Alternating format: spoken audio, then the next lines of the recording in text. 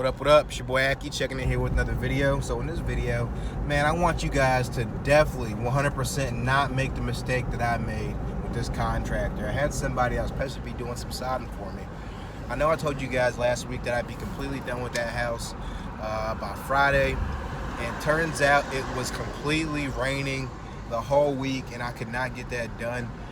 There was a few days last week towards the end of the week, which is what this video is about in the first place.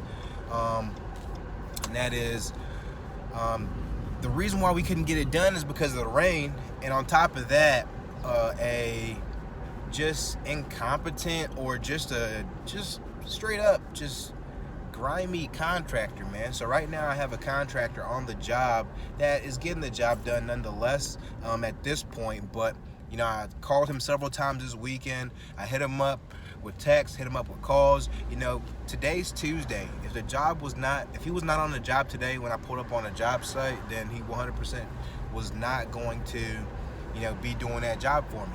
So what am I so upset about? What I'm upset about is this guy, you know, number one, he had the money for my siding. Number two is that he was not transparent in terms of what's going on. So this guy is a professional, you know, siding guy. With that being said, the quote was 1 week to get the job done. He's had the material for over a week at this point, and you know, now I could look at the weather just like he could look at the weather.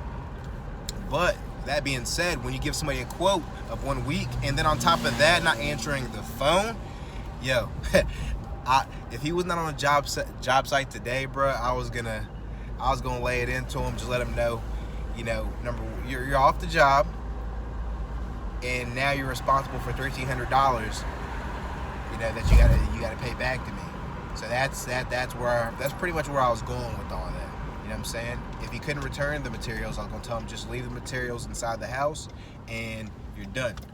So that's where I was at with all that, because you know, quite frankly, man, at the end of the day, it is my fault. You know, I did get this guy as a referral from somebody I've done business with in the past, and they said this guy's phenomenal.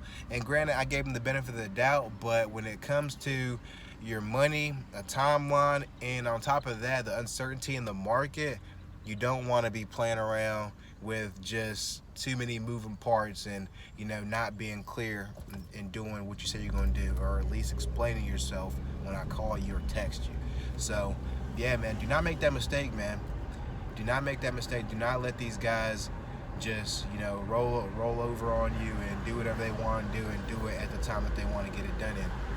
When they give you a timeline, if it's not done at that point in time, completely cut it off, which I was completely prepared to do today, because he even saw the second guy that I was going to have pull up on the job and actually do the job for me. He saw him pull up, and you know, the guy told him what he was there for, and apparently these guys have had words before at some point.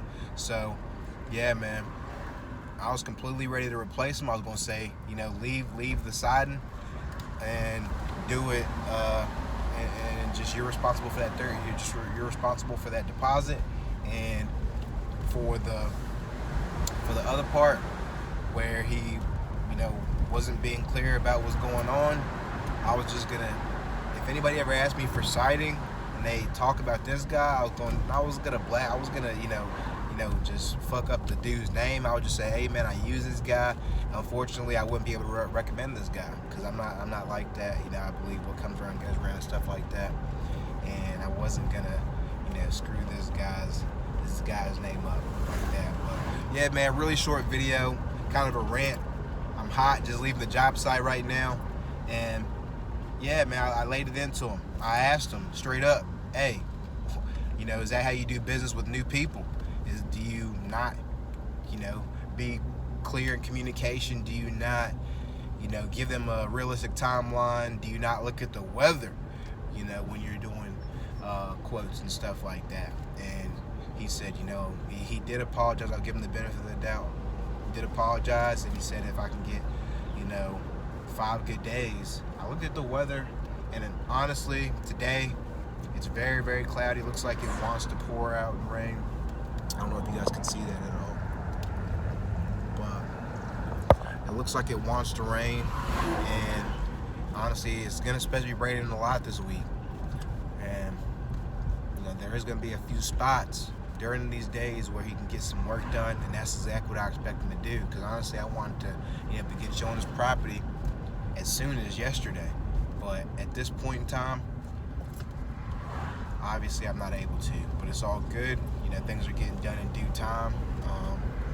Even had somebody pull up to the property that wanted the property across the street, but unfortunately there's a barn that's fallen over, and they're 100% interested in this property. So that on top of that property is actually going for literally, I want to say 175 grand more than I'm going to be asking. So this will definitely be a steal. Has the same acreage, and I'll still be able to make a nice size profit while selling it pretty much as is, with the clean out siding and the simple points of value that I added to the property. So that's all I got for this one, guys. I will talk to you guys in the next one. All right, peace.